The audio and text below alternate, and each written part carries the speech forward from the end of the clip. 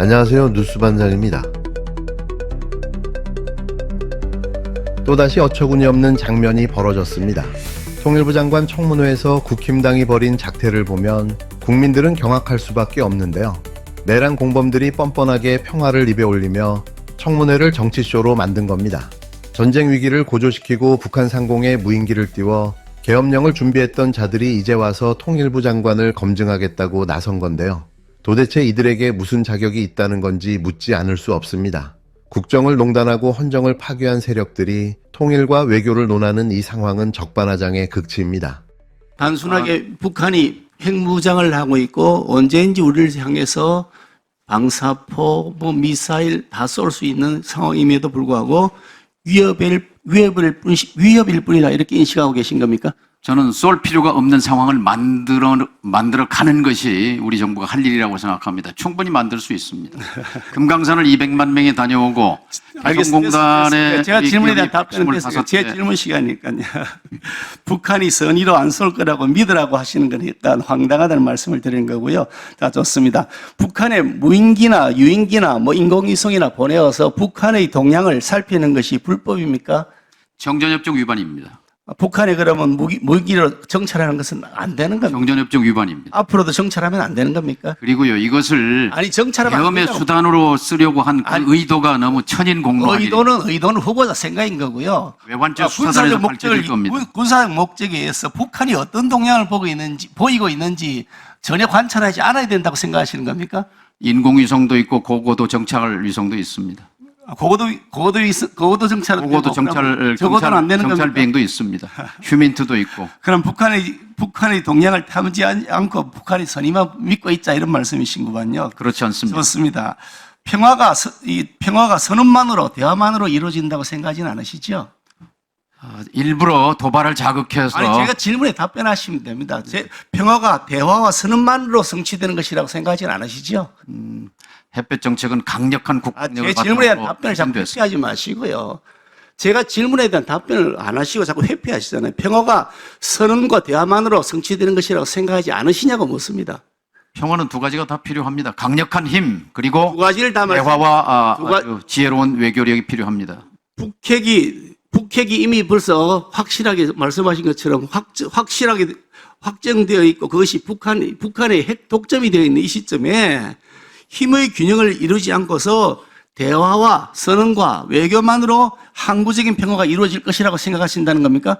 6번의 핵실험 가운데 4번을 이명박 박근혜 정부 제 질문에 대한 답변을 하시죠. 그렇게 생각한다. 핵무력의 고도화는 이명박 박근혜 윤석열 정부 때 이루어진 일입니다. 거기에 대한 반성이 돼야 합니다. 반성부터 선행돼야 그럼 합니다. 북한 정권이 대한민국을 향해서 핵무기를 쏘지 않을 것이라고 확신한다는 뜻입니까? 민주정부 때 북의 핵 위협은 없었습니다. 윤석열 정부의 최악의 업적은 북이 전술핵을 사용할 수 있다는 언수를 윤석열 정부 때 한 겁니다. 북한이 총을 가지고 있는데 총을 쏘지 않겠다고 말하면 총을 쏘지 않는다고 확신하라는 뜻입니까? 총을 쏘라고 계속해서 자극하고 도발한 것이 윤석열 정부입니다. 제 질문에 대한 답변 안 하시고 자꾸 엉뚱한 말씀하시잖아요. 북한이 총을 가지고 있는데 대포를 가지고 있는데 대포를 쏘지 않을 것이라고 말하면 대포를 쏘지 않을 것이라고 믿으라고 하는 겁니까? 그렇게 말한 적이 없습니다. 지금 그렇게 말씀하고 계시잖아요. 쏠 필요가 없는 상황을 만들어야 한다고 쏠 필요가 말씀드렸습니다. 있고 없고는 판단을 누가 합니까? 김정은이 하는 거죠. 후보자가 판단합니까? 김정은이 우리 국민이 판단합니다. 참 그렇게 이 평화가 왔다고 말로 해서 평화가 온다고 생각하시니까 답답하다는 뜻입니다. 그 와중에 단호하게 궤변을 꿰뚫은 인물이 있었는데요. 그건 다름 아닌 정동영 후보자였습니다. 국힘당 의원들이 미사일과 무력 도발, 북한의 위협만을 외치며 쏟아내는 질문에 정 후보자는 이렇게 답했는데요. 쏠 필요가 없는 상황을 만들어가는 것이 정부의 역할이라고 말이죠. 평화는 힘과 지혜, 둘 다 필요하다는 입장을 분명히 했습니다. 이 말은 단순한 답변이 아니었는데요.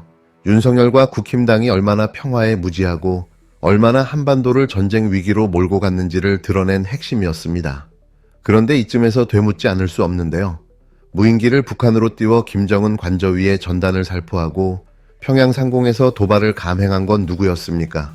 정전협정을 짓밟고 북한을 자극해 전쟁 명분을 만들려 한 세력은 다름 아닌 윤석열과 그 군부라인, 그리고 내란당이었는데요. 이런 자들이 청산되지 않고 또다시 국회에 앉아 이런 뻘소리를 짓거리고 있는 걸 보고 있자니 분노가 치밀어 오르는데요. 대체 언제쯤 청산이 가능할까요? 윤석열 정권의 외환유치 정황이 점차 사실로 입증되고 있습니다. 믿을 만한 여러 관계자의 제보에 따르면 드론 작전 사령부는 최소 3차례에 걸쳐서 7대의 무인기를 북한으로 보냈습니다. 판넬 1번입니다. 우선 2024년 10월 3일입니다. 드론사 예하부대인 백령도 100일 대대에서 무인기 2대가 새벽 2시부터 10분 간격으로 이륙했고 평양을 거쳐 새벽 6시쯤 복귀했습니다. 비행기록과 여러 증언을 통해 확인한 내용입니다. 구체적인 목표 좌표도 파악됐습니다. 김정은의 관저로 알려진 15호 관저 일대입니다. 15호 관저는 김정은의 생모가 거주했던 숙소이자 김정은이 어린 시절을 보냈던 곳입니다. 특히 그 주변엔 노동당 1호 청사, 호위사령부, 고위층 주택단지, 김일성 종합대학, 외무성, 내각종합청사 등이 자리 잡고 있습니다. 그 다음은 10월 8일입니다. 그대로 하면 됩니다. 밤 11시부터 10분 간격으로 백령도에서 넉 대를 날렸습니다. 그중 한 대는 다음 날 새벽 2시 반쯤, 2대는 3시쯤 복귀했습니다. 한 대가 복귀하지 못한 겁니다. 남측이 10월 9일 평양에 무인기를 날려보냈다라고 북한이 공개한 그날과 일치합니다. 특히 당시 목표 좌표는 15호 관저 상공이었습니다. 세 번째 날은 11월 13일입니다. 저녁 7시 반쯤 한 대를 날렸습니다. 애초엔 2시간 내지 3시간 간격으로 2대를 띄울 계획이었는데 한 대만 보냈다고 합니다. 2-3시간 간격으로 보내면 북한이 경계태세를 확고히 갖추기 때문에 두 번째 드론은 격추될 가능성이 매우 높습니다. 너무나 위험천만한 계획을 세웠던 겁니다. 이 정도면 나 잡아봐라 아닙니까? 특히 이번에는 목표 좌표도 더욱 위험했습니다. 해군기지가 있는 남포였습니다. 북한 잠수함, 호위함 등이 정박해 있는 주요 군사시설이 밀집한 곳입니다. 파넬 2번입니다. 파넬 2번은 애초엔 그 인근 온천비행장도 목표 좌표에 포함되어 있었는데 경유하는 좌표로 내부 반발로 무산됐다고 합니다. 군 비행장에는 대공하기가 있고 북한 전투기가 바로 대응 출격할 수 있어 매우 위험합니다. 이 같은 내부의 반발 목소리를 보고하자 김용태 드론사령관은 온천비행장 비행 어렵다는데요 라고 누군가와 이야기하는 게 보안 폰 수화기 너머로 들려왔다고 합니다. 당시 누구와 얘기했는지 특검은 수사를 통해 밝혀야 합니다. 전쟁 유발 무인기 침투를 지시했거나 지시한 사람의 최측근일 가능성이 매우 높기 때문입니다. 이렇게 남포 일대를 비행한 무인기는 약 2시간 후쯤 백령도로 복귀했습니다. 이때 비행 경로도 남포로 갈 때는 상공 2km 지점 2km로 유지하다가 대동강 지역 남포 일대 군사시설이 밀집된 지역은 고도를 300m, 800m까지 낮추어서 가도록 지시를 받았다고 합니다. 이것은 명백히 무인기를 격추당하게 하기 위한 걸로 보여집니다. 비행 과정에서 제밍, 즉 전파방해 공격을 받았지만 수동 제어로 간신히 복귀시켰다고 합니다. 이를 김용태 사령관에게 보고했더니 실망하는 듯한 목소리로 복귀했다고 이렇게 대답했다는 게 여러 관계자의 증언입니다. 북한이 도발해서 계엄 명분을 쌓았어야 했는데 무사히 복귀하니까 실망한 건 아닌지, 그래서 애초 계획인 두 번째 무인기를 띄우지 않고 한 대만 보낸 건 아닌지 수사로 밝혀야 합니다. 종합해 보면은 무인기를 활용한 외환 유치 행위가 작년 2월부터 시작된 것이나 마찬가지입니다. 이제 특검이 속도를 내야 합니다. 백령도 일대가 아니라 드론사 예하부대에서 날린 무인기 기록과 관련 장비를 하루빨리 확보해야 합니다. 드론사는 지금도 증거인멸 작업을 벌이고 있습니다. 당시 무인기 침투 작업에 참여한 인원을 전출시키려고 하고 있고 포상으로 입을 막으려 하고 있고 중대 명칭을 바꾸는 등 수사의 혼선을 주려는 행위를 하고 있습니다.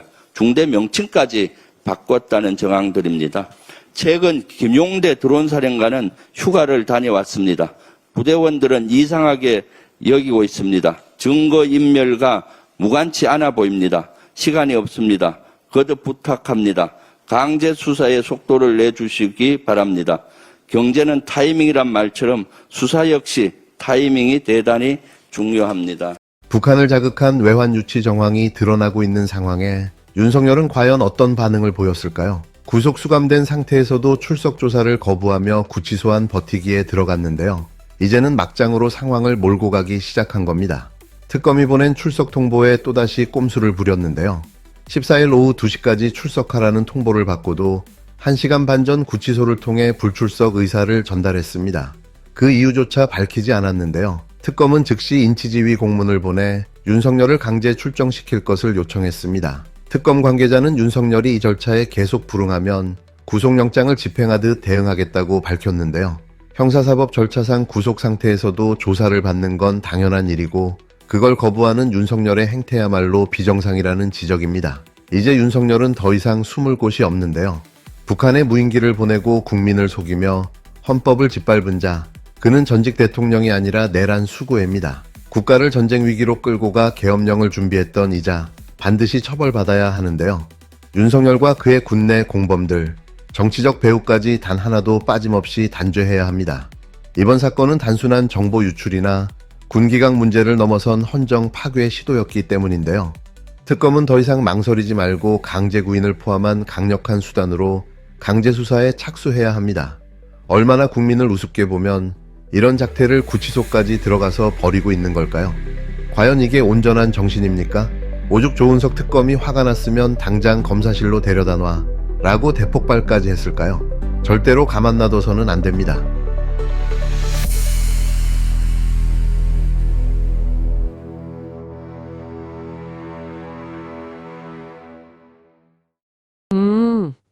안녕하세요. 오늘 여러분과 함께 좀 깊이 살펴볼 자료들이 있는데요. 이게 최근 한국 정치의 아주 뜨거운 감자들입니다. 네, 그렇죠. 통일부 장관 청문회 충돌 문제도 있고, 윤석열 행정부 시절 그 드론 작전 관련해서 좀 심각한 의혹들. 네, 맞아요.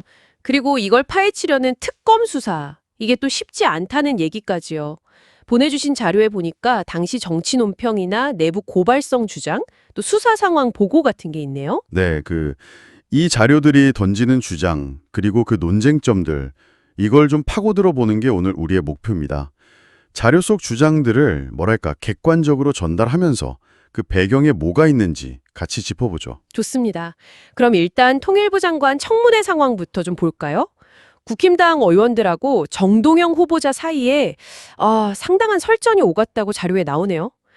국힘당 쪽은 그 북한 위협이랑 군사 대비 이걸 아주 강하게 내세웠다고 하죠. 맞아요. 반면에 정동영 후보자는 쏠 필요 없는 상황을 만드는 게 정부 역할이다. 이런 식으로 좀 긴장 완화, 평화 환경 조성을 강조했죠. 네. 그러면서 평화는 강력한 힘과 지혜로운 외교력 둘 다 필요하다 이런 말도 했고요. 또 북핵 능력 고도화가 사실 이명박, 박근혜, 윤석열 정부 거치면서 진행됐다. 이 점을 지적하면서 과거 정부들 좀 반성해야 한다 이런 얘기도 했더라고요. 그 부분이 흥미롭네요. 근데 이 자료가 국힘당의 이런 태도를 과거 계엄령 준비 의혹이라던가 혹은 북한 자극행위 이런 거랑 연결해서 위선적이다 이렇게 상당히 날카롭게 비판하고 있다는 점이에요. 네, 그렇죠. 그러니까 북한 상공에 무인기 보내서 정전협정 위반한 당사자들이 평화를 말할 자격 있냐 이런 논조더라고요. 네. 청문회에서의 이런 논쟁하고 맞물려서 이 자료가 더 심각한 의혹을 제기하는데요. 바로 윤석열 행정부 시절 드론 작전 관련한 그 외환 유치 의혹이라는 겁니다. 외환 유치요? 그 표현이 자료에 나온 거군요. 네, 자료에서 쓴 표현인데 이게 뭐냐 하면 의도적으로 북한을 자극해서 군사 충돌을 유도하려 했다. 이런 주장을 담고 있는 거예요. 와, 자료를 보면 근데 상당히 구체적이던데요. 뭐 2024년 10월 3일, 8일, 11월 13일 최소 3차례에 걸쳐서 총 7대 드론을 북한으로 보냈다면서요. 네, 맞아요. 목표 지점도 뭐 김정은 15호 관저 일대, 남포 해군기지 같이 아주 민감한 군사시설 밀집 지역이었고 심지어 적어도 비행 지시까지 있었다니. 네. 그리고 그 과정에서 드론 한 대는 결국 돌아오지 못했다고도 하고요. 아, 정말 심각한데요. 그렇죠. 그리고 이 자료가 주장하는 핵심은 뭐냐 하면 이런 위험한 작전이 결국 북한의 반격을 유도해서 비상 상황을 만들고 그걸로 계엄령 선포 명분을 쌓으려 한 거다. 이런 의도가 있었다는 거죠. 계엄용 명분이요? 네. 당시 그 김용패 드론 사령관이 드론이 무사히 돌아오니까 오히려 좀 실망한 듯한 반응을 보였다. 이런 관계자 증언까지 자료에 언급되어 있거든요. 와, 만약에 이 주장이 사실이라면 이건 뭐 명백한 정전협정 위반이고 진짜 전쟁을 부를 수도 있는 극히 위험한 도발이었다. 이런 비판이 나오는 거죠. 이런 엄청난 의혹들을 그럼 특별검사팀이 수사 중인데 이것도 좀 쉽지 않아 보입니다. 구속수감 상태인 윤석열 전 대통령이 특검 출석 요구에 계속 불응하고 있다고요? 네, 그렇죠. 왜 안 나오는지 그 이유조차 밝히지 않고 있다고 하네요. 허... 그래서 특검은 이제 강제 구인, 그러니까 강제로 데려오는 절차를 밟고 있고 계속 거부하면 그냥 구속영장 집행처럼 대응하겠다. 뭐 이런 입장입니다. 사실 형사소송법상 구속된 피의자가 조사 거부하는 건 일반적이지 않거든요. 더 우려스러운 건 그 증거 인멸 의혹 부분인데요. 자료에 따르면 그 드론 사령부 안에서 작전 관련자들을 다른 부대로 막 보내려 하거나 포상으로 회유하려 하고 심지어 부대 이름까지 바꾸려는 움직임, 이런 조직적인 증거 인멸 정황이 있다. 이런 주장이 제기되고 있어요. 네, 그렇죠. 그 김용태 사령관 휴가 간 것도 좀, 아, 그것도요? 네, 이것도 이런 의혹이랑 관련 있는 거 아니냐 뭐 그런 시각도 있고요. 참. 그래서 자료는 윤석열하고 관련자들을 내란 세력, 헌정 파괴 시도 이런 아주 강한 표현으로 규정하면서 신속하고 강력한 강제 수사를 해야 한다고 촉구하고 있는 겁니다. 네, 국가안보라는 이 중대한 사안을 정치적 목적으로 이용하려 했다는 의혹, 이 자료의 주장이 만약 사실로 밝혀진다면 그 파장은 뭐 상상하기 어렵겠네요. 네, 그렇죠. 네, 오늘 저희가 함께 살펴본 자료들은 이 통일부 장관 청문회에서의 대립 구도부터 시작해서 윤석열 행정부 드론 작전을 둘러싼 정말 충격적인 외환 유치, 내란 이런 의혹 제기, 그리고 특검 수사의 어려움과 증거 인멸 우려까지 현재 우리 사회가 마주한 아주 심각한 질문들을 던지고 있습니다. 네, 마지막으로 이런 질문을 한번 던져볼 수 있을 것 같습니다. 이 자료에서 제기된 주장처럼 만약에요, 국가 안보와 관련된 이런 중대한 결정이 정말로 내부 정치적 목적과 얽힐 가능성이 있다면 과연 이걸 견제하고 또 투명성을 확보하기 위해서 우리 사회는 어떤 제도적, 사회적 장치를 더 고민해야 할까요? 여러분도 한번 깊이 생각해 보시면 좋겠습니다.